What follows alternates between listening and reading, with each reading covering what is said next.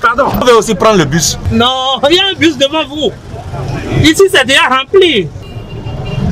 Il n'est pas...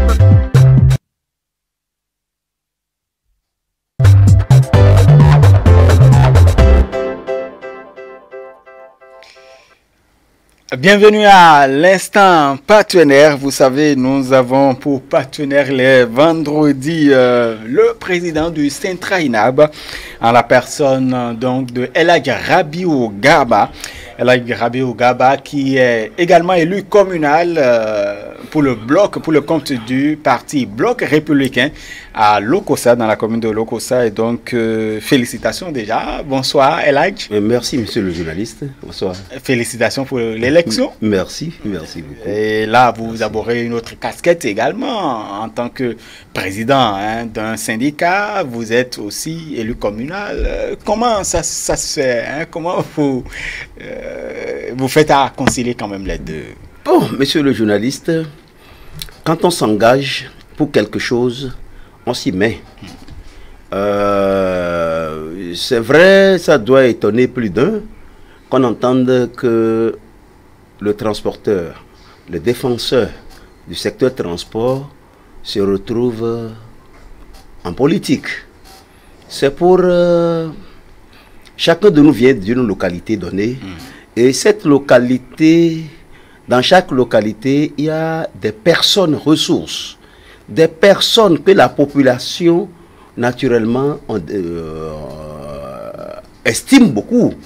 Et pour la défense des intérêts de cette localité, les parents, je préfère m'exprimer ainsi, les ressortissants de cette localité placent confiance à certaines personnes. Et ça a été moi mon cas, parce que ma candidature a été suscitée. Ce n'est pas que je me suis levé un jour pour dire « Allez, je vais en politique ». Non, les données ont changé dans notre pays et que la population a vu, mais et parmi nos enfants, celui-là qui est plus régulier dans la localité, qui vit la réalité de la localité, qui vit la réalité des parents, je crois bien, de la population, je veux dire, je fais partie de ceux-là. Raison pour laquelle, quand on a sollicité ma candidature, je n'ai pas tardé à répondre. Et effectivement, la population a montré que oui, nous sommes d'accord avec notre fils. Et c'est pourquoi dans les unes, ils ont prouvé. Je passe par votre micro pour remercier cette population, cette vaillante population qui a démontré dans les unes que oui, ils ont confiance en leur fils qu'est Elhadji Garba Rabiou. Très bien. Elhadji Rabiou Garba, élu communal donc, du BR à Lokossa. La session ordinaire, la première session ordinaire, c'est pour le lundi prochain déjà. Et je sais que vous avez hâte de retrouver donc vos collègues conseillers pour se pencher sur les différents points inscrits à l'ordre du jour de cette session. Effectivement,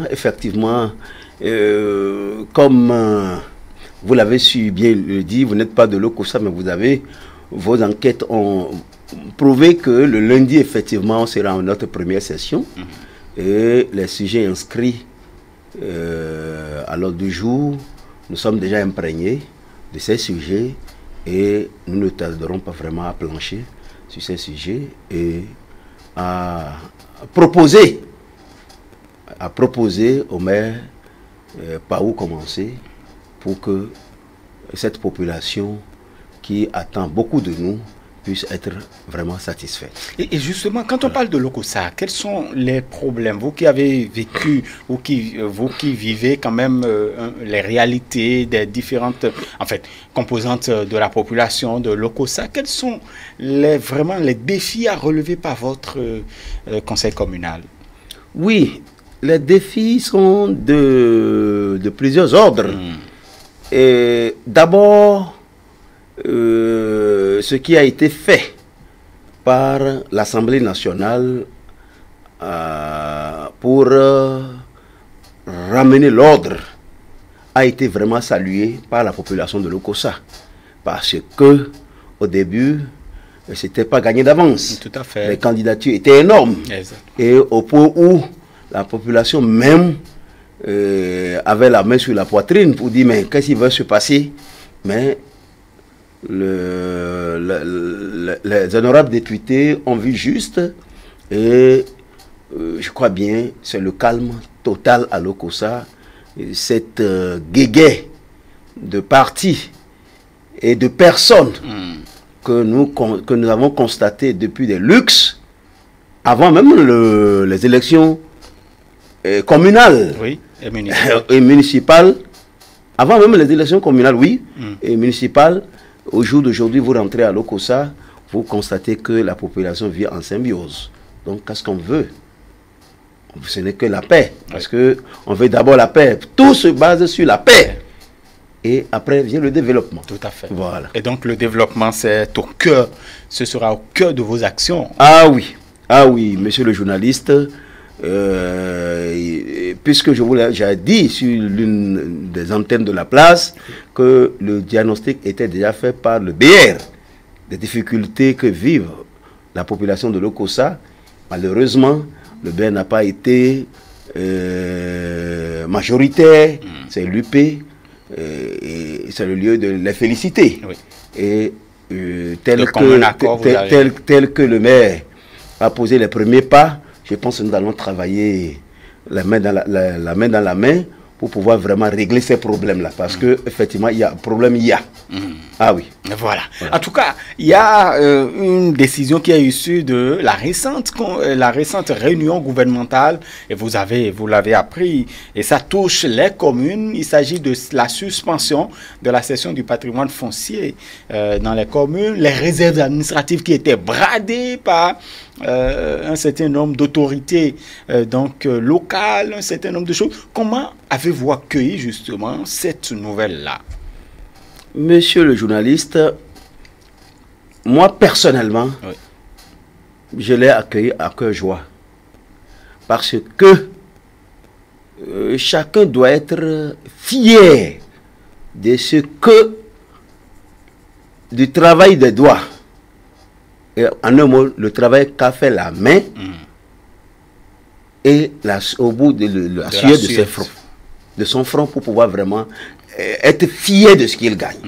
Et si le Conseil des ministres a pris cette décision, c'est certainement suite à des plaintes. Parce que vous savez, aujourd'hui, vous allez dans les tribunaux, vous voyez que sur plusieurs dossiers, les affaires foncières prend plus de temps.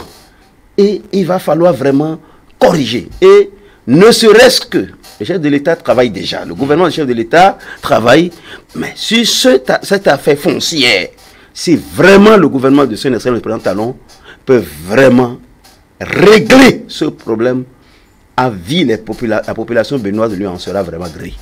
Donc, c'est en cela que, moi je dis, vous allez dans des quartiers aujourd'hui, et les quartiers qui sont censés avoir un terrain de football, oui, un centre de loisirs, tout ce qu'il faut pour l'épanouissement des jeunes.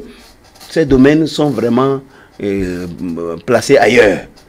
Je préfère m'exprimer ainsi. Ils sont vendus. Bon, moi je préfère m'exprimer ainsi. On ne peut pas continuer comme ça. On ne peut pas continuer.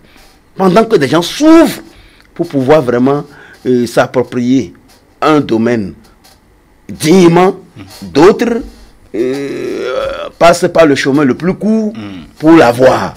Bon, on ne peut pas continuer comme ça. Nous sommes égaux devant la loi.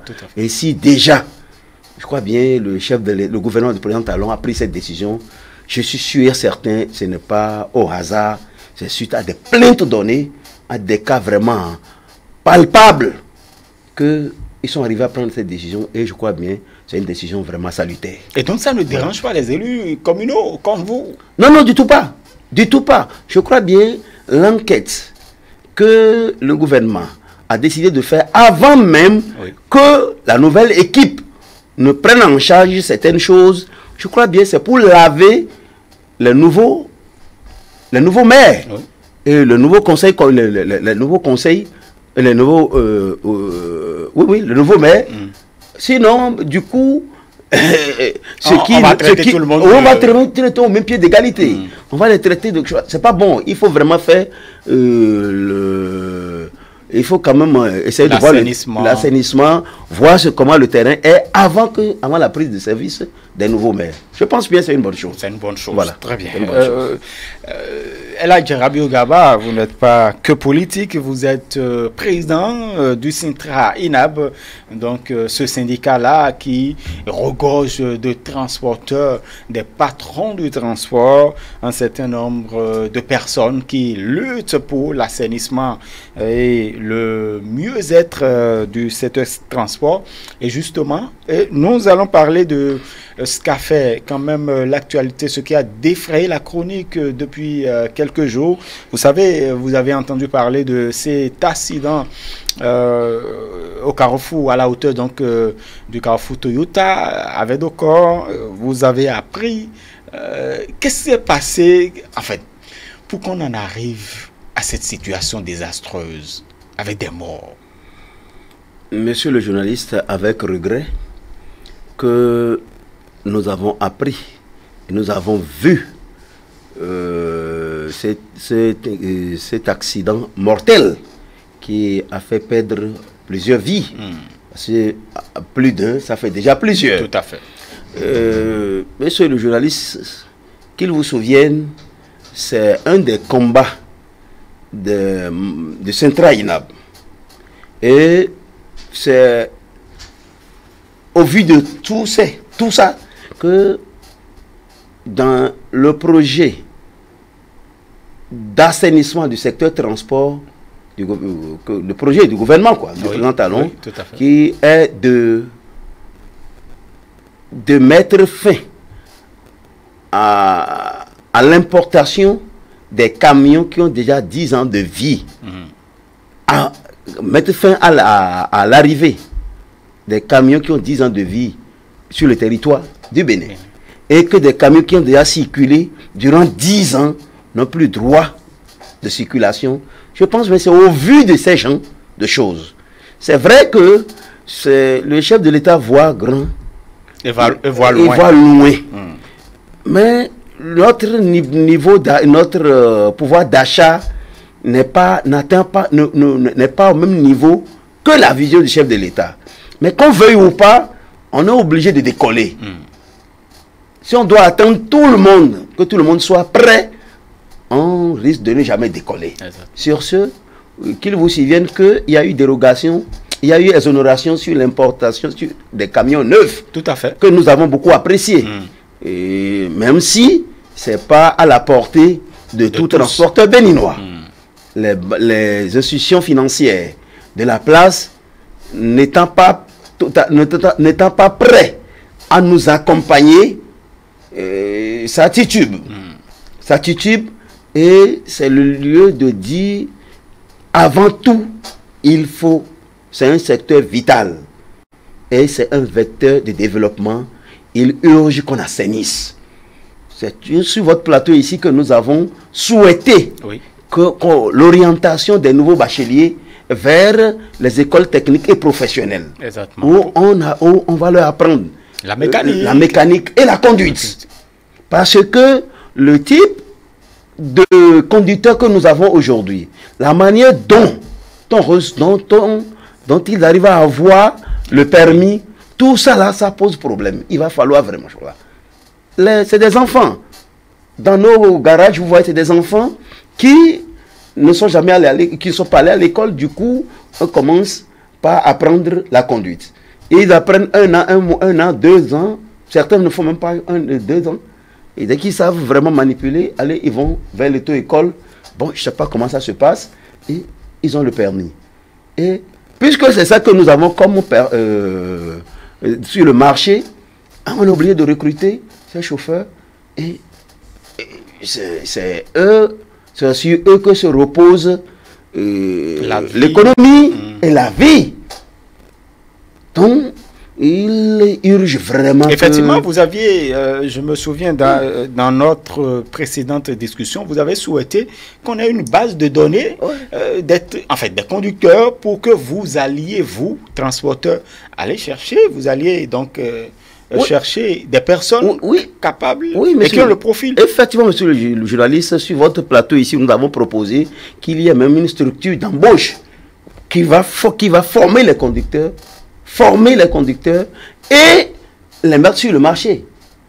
Et là, quiconque, tout transporteur qui souhaite avoir un conducteur, un chauffeur, qu'il aille vers cette structure, fait la demande, et il revient à la structure de voir le profil du chauffeur qui convient avec toutes les conditions qu'il faut pour le mettre à disposition de ceux des transporteurs.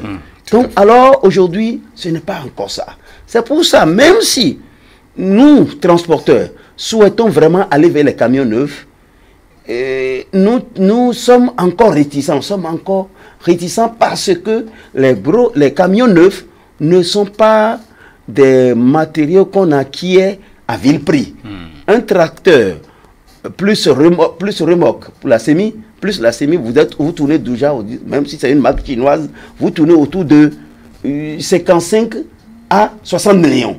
Donc, vous ne pouvez, 55 à 60 millions. Mais vous ne pouvez pas donner un matériel d'un coût très élevé comme ça à un conducteur dont le BABA même pose problème. Alors que c'est ça que nous avons sous la main, on est obligé de faire avec à notre risque et péril. C'est pour ça, si vous faites votre sondage sur le marché du transport au Bénin, c'est difficile de voir des transporteurs. Je ne parle pas des sociétés qui ont leur fret eux-mêmes. Ils peuvent toutefois acheter des camions neufs. Mais les transporteurs qui cherchent le fret, tous les matins, ils sont à la recherche de fret, c'est difficile. Donc, il y a du travail à faire. Raison pour laquelle vous voyez au niveau même des structures qui défendent les transporteurs que nous sommes, c'est-à-dire les syndicalistes, il y a toute une multitude de syndicalistes. La mise en place d'une structure fertière pose problème parce que la fondation est faussée et du coup l'entente est difficile. Des gens qui ont déjà exercé le syndicalisme, qui ont pris goût il y a 40 ans, et ne veulent pas se débarrasser.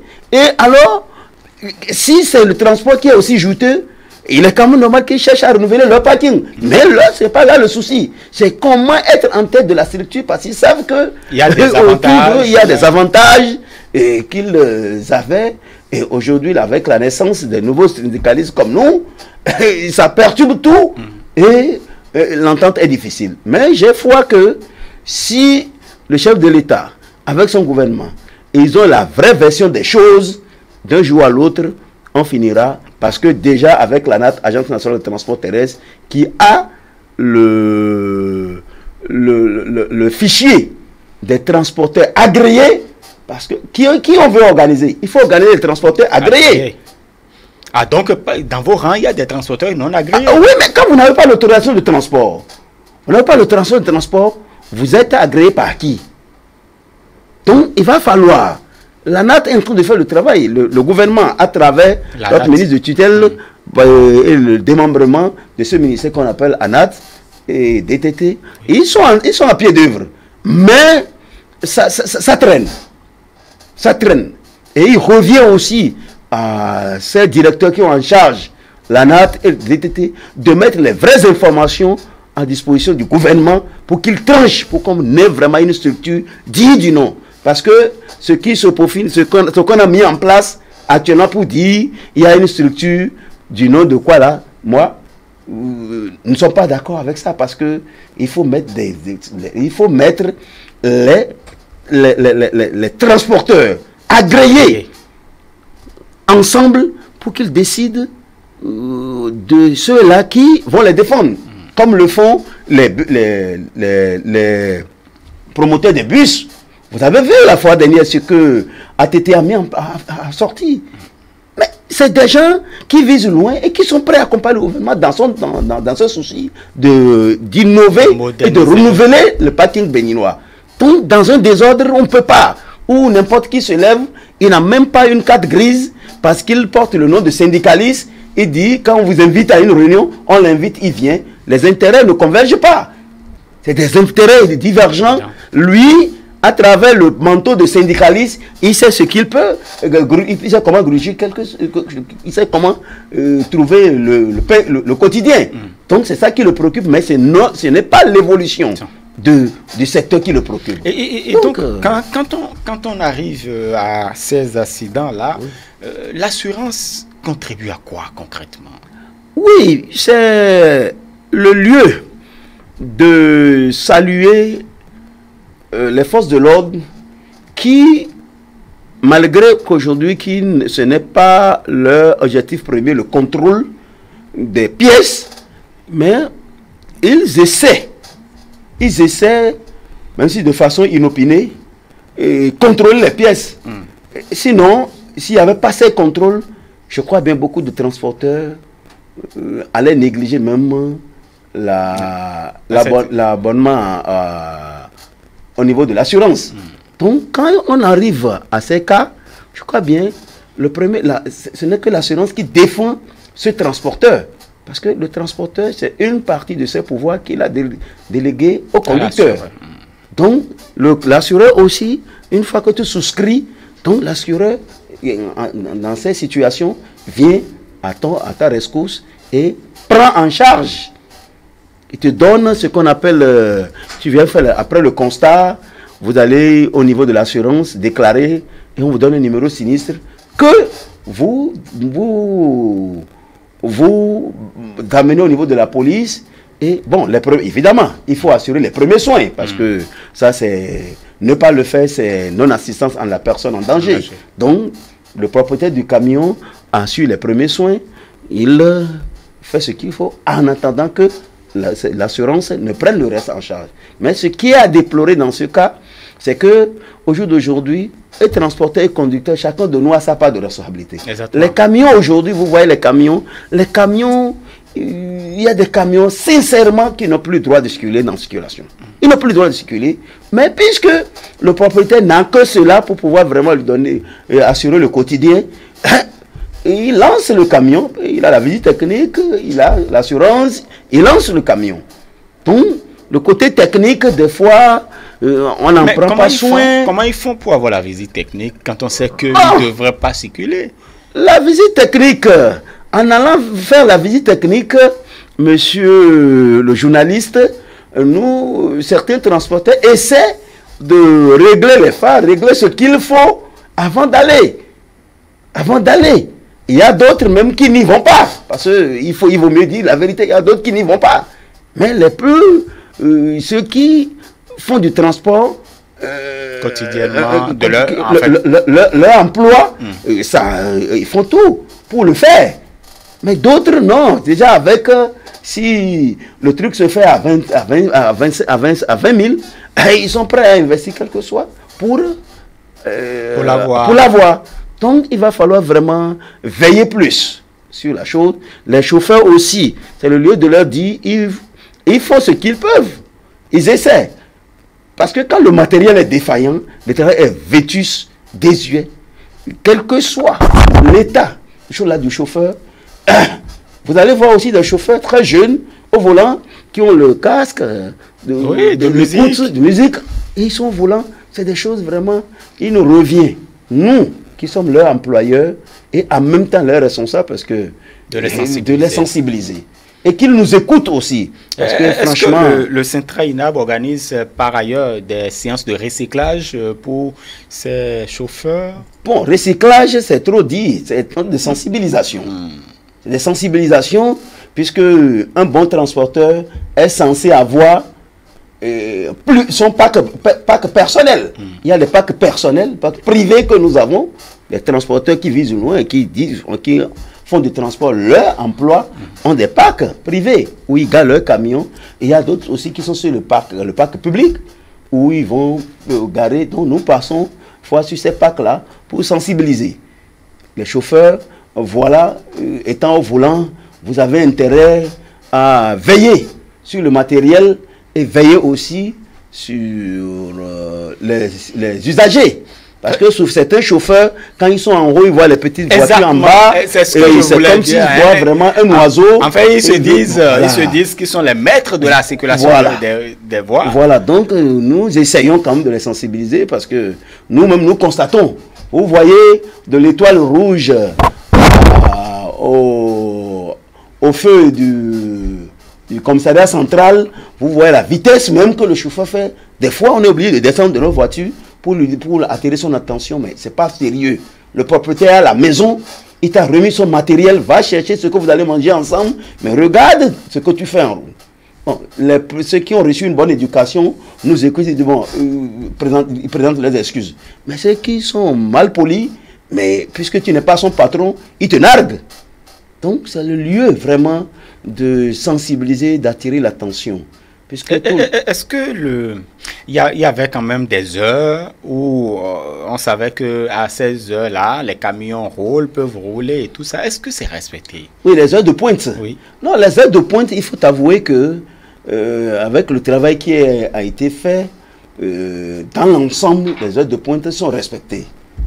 Je ne peux pas dire à 100% parce qu'il y a des chauffeurs des pays voisins qui descendent à des moments donnés, ils ne savent pas, ou bien des chauffeurs qui ont séjourné un peu loin de Cotonou durant un moment donné, dès qu'ils descendent, au lieu de se renseigner avant de se lancer dans la circulation, ils se lancent et ils tombent dans les mailles de la police. Et il faut des fois que nous, syndicalistes, nous intervenions pour dire, mais voilà. Bon, voilà. Donc, voilà un peu la situation. Très bien. Merci beaucoup, Elhadji Rabiou Garba. Avant de vous laisser partir, nous allons quand même vous permettre de dire votre message à l'endroit de nos téléspectateurs pour finir cet entretien et donc à l'endroit également des populations. Pourquoi pas des populations de Lokossa? Ils sont d'ailleurs nombreux à nos sur. Oui, monsieur le journaliste, merci pour l'opportunité que vous nous offrez. Avant même de conclure, je m'en vais quand même dire au nom de tous les transporteurs, merci à une société aujourd'hui qui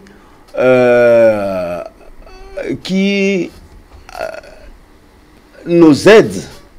Certes, c'est une entraide qui est la société cotonnière, que Sodeco, plus la société qui s'occupe des intrants, qui s'occupe des agriculteurs, qui est la société... Le nom m'échappe un peu. Ils s'occupent des agriculteurs. C'est vrai que nous avons prévu revenir sur la campagne cotonnière. Parce que, quand même, le Bénin, deuxième fois premier. Exactement. Voilà, on y reviendra. Nous sommes en train de ravir la vedette à tous ces pays qui, dans les années antérieures, tenaient la tête. Voilà. Mais au jour d'aujourd'hui, c'est en cela que nous saluons toujours et nous prenons qu'il faut mettre celui qu'il faut à la place qu'il faut. Et du côté des autres choses-là, des autres cultures, telles que la culture de l'huile de palme, si toutefois on peut avoir aussi des gens qui s'y connaissent, je pense bien. Oui, effectivement, le gouvernement a l'agriculture, je pense que même si l'importation d'un jour à l'autre, on arrivait à fermer les portes à l'import, avec l'agriculture, on pourra vraiment tirer notre épingle du jeu. Très bien. En tout cas, prochainement, on va parler de l'agriculture, on va parler du palmier à huile, on va parler de la campagne cotonnière, ici, la responsabilité, le rôle des transporteurs justement dans cette production-là. On va en parler avec vous. Oui, pour finir. Oui, pour finir, je remercie beaucoup la presse qui fait beaucoup. Et sans la presse, on ne saurait ce que le gouvernement fait. On ne saurait ce que nous faisons. Donc, la presse mérite d'être encouragée et c'est le lieu de saluer tous les nouveaux conseillers communaux du Bénin. Qu'ils sachent que c'est un poids qui pèse sur nos épaules. Nous devons vraiment changer les choses pour que l'avenir, dans l'avenir, on puisse dire oui, les nouveaux conseillers communaux dont les transporteurs sont dedans ont pu vraiment changer les choses dans différentes communes. Tout à fait. Merci, monsieur le journaliste. Très bien, merci beaucoup à vous, Eladj Rabiou Gaba. Je rappelle, vous êtes président du Centra INAB. Vous êtes également élu communal pour le compte du Bloc républicain dans la commune de Lokossa. Merci pour la disponibilité. En tout cas, on va se retrouver vendredi prochain, s'il plaît à Dieu, puisque vendredi, vous êtes notre partenaire sur cette émission et c'est bien la fin de votre émission Le Grand Soir. Merci de nous avoir suivis tout au long de cette semaine. On va se retrouver la semaine prochaine, donc lundi déjà. Mais en attendant, suivez-nous sur télé car les programmes se poursuivent.